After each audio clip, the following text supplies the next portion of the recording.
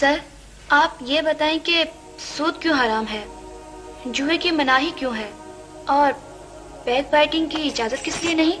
بس یہ حکم ہے کلثوم بی بی، اور حکم کے لیے کوئی دلیل نہیں ہوتی۔ لیکن ہم تو کسی بات کی دلیل مانے بغیر یا اس کی لاجک سمجھے بغیر اسے تسلیم نہیں کریں گے۔ ہم پڑھے لکھے لوگ ہیں۔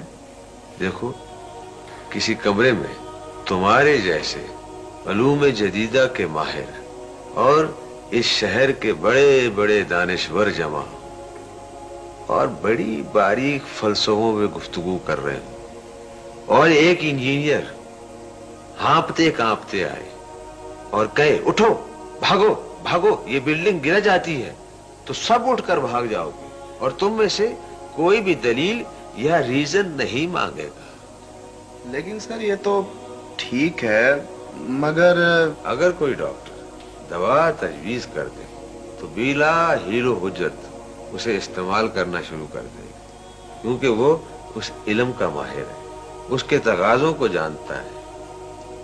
اور کوئی دین کا عالم کوئی بات بتائے تو 100 مسئلے نکالیں گے، 100 باریکیاں نکالیں گے، مسلسل اعتراض کرتے چلے جائیں گے۔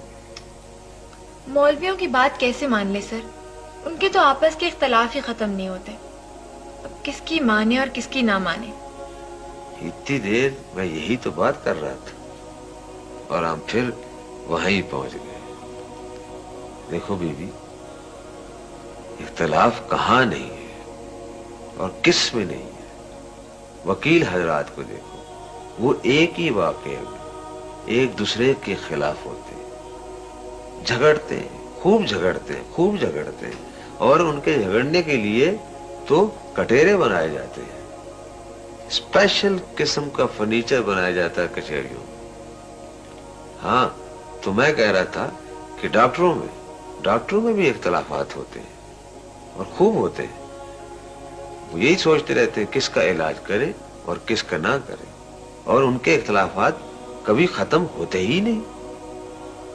یہ تو ہم نے کبھی سوچا ہی نہیں تھا سر۔ لیکن سر اس کی وجہ کیا ہے کہ ان کا جھگڑا اور اختلاف ہمیں اختلاف نہیں لگتا، اور ان کا لگتا ہے جو بڑی شدت کے ساتھ؟ ہاں، اس کی وجہ یہ ہے اپنا کلثوم۔ وجہ اس کی یہ ہے کلثوم بی بی کہ جو بات کسی کو کہنی ہوتی ہے اور اس کی ضرورت محسوس کی جاتی ہے، اس کے خلاف اور ناخلاف کی پرواہ نہیں کی جاتی۔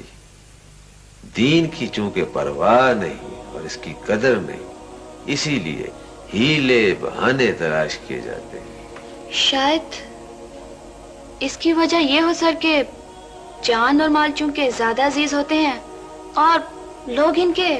شاباش، کلثوم تو بڑی سوچنے والی لڑکی ہے۔